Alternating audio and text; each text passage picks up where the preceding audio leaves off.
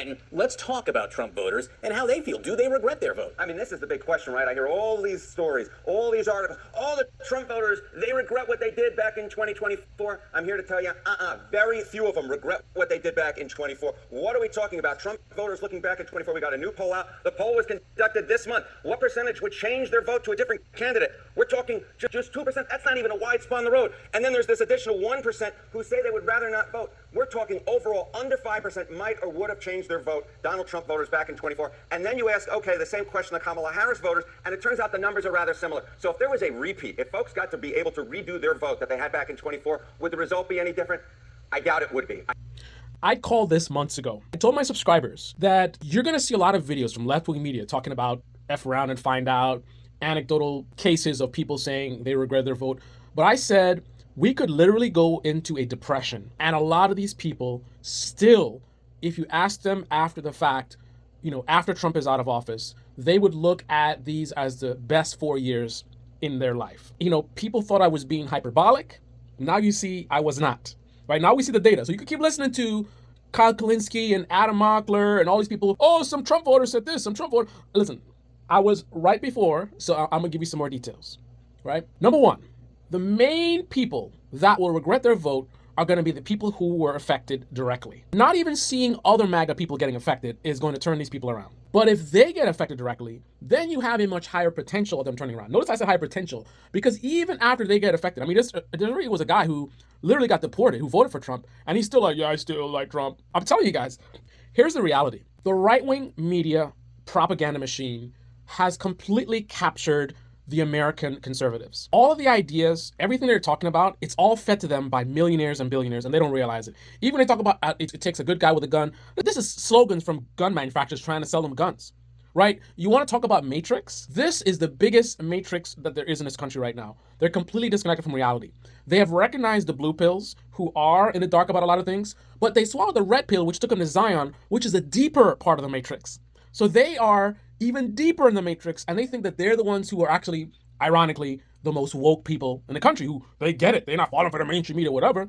But if you listen to everything conservatives are talking about, it's exactly what the government wants them to talk about. Look at the people who are empowering our government right now. Look at the stuff that they're posting on Twitter. They're talking about the things that they want people to talk about and focus on, right? It's the exact same words, literally. Like you hear conservatives say something about open borders. There's never been any open borders. Obama was the deporter in chief, right? There's never been open borders, right? Joe Biden was deporting so many people. And again, you could feel like the way that the border is being treated, you disagree with, that's fine. But to literally be using the words given to you by millionaires and billionaires and crooked politicians, that says you're not even thinking for yourself, right? If you feel the borders are open, you should be using your own words. You're literally using, it's just the same thing like people saying, Israel has a right to defend itself, right?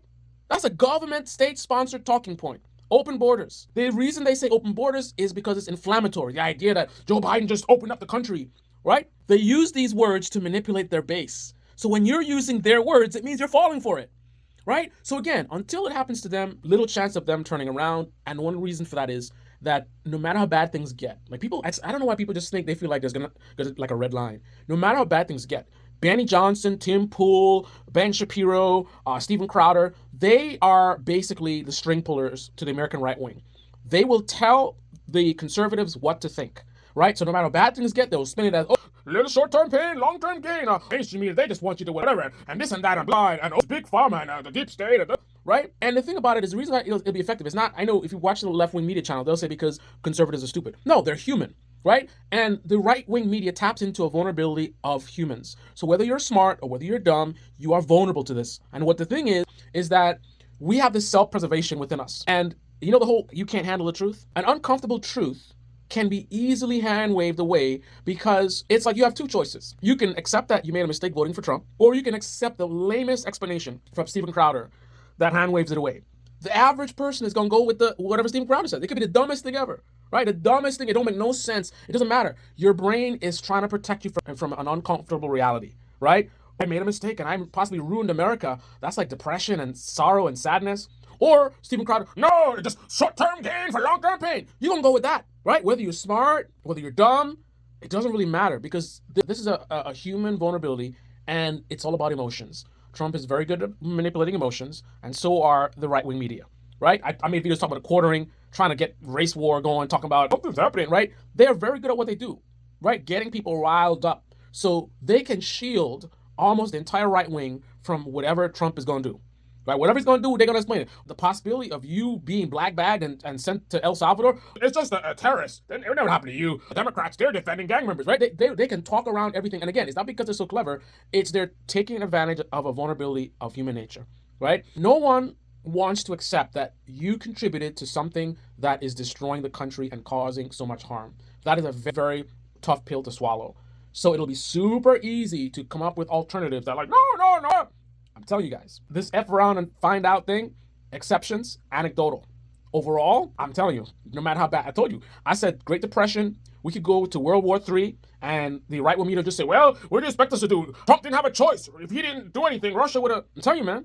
I'm telling you, no matter how bad it is, it'll be very easy to keep people in a bubble because the alternative is far too painful. By the way, the other thing that you've probably been misled from left-wing media is these town halls, man. Now, don't believe the right-wing propagandists, conspiracy theorists talking about it's George Soros or whatever. I mean, it could be, but I don't think that's what it is, again, stupidity. People think it's just the right wing are stupid.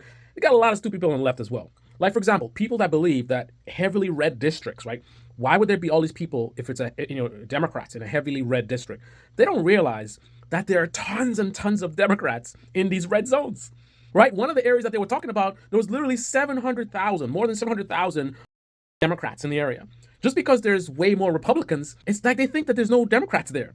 There's tons of Democrats there, just not enough to beat the margins. That's why they lose, right? The margin of, much more Republicans is so deep that they don't have to worry about losing, and Democrats never win there. But there's still tons of Democrats there. So very likely, these town halls are probably a bunch of Democrats, not conspiracy theory or funded or whatever. Literally people that live there who are not part of the cult and are like, what the hell is going on? Right? And then the idea, you think Democrats are all like New Yorkers or whatever. So when you see Midwestern people, there are people who vote Democrat, who are liberal, who are all kinds of cultures. There's Southerners, there's cowboys, there are old people, there's all kinds of people, there's fighters, there's all kinds of people who vote Democratic.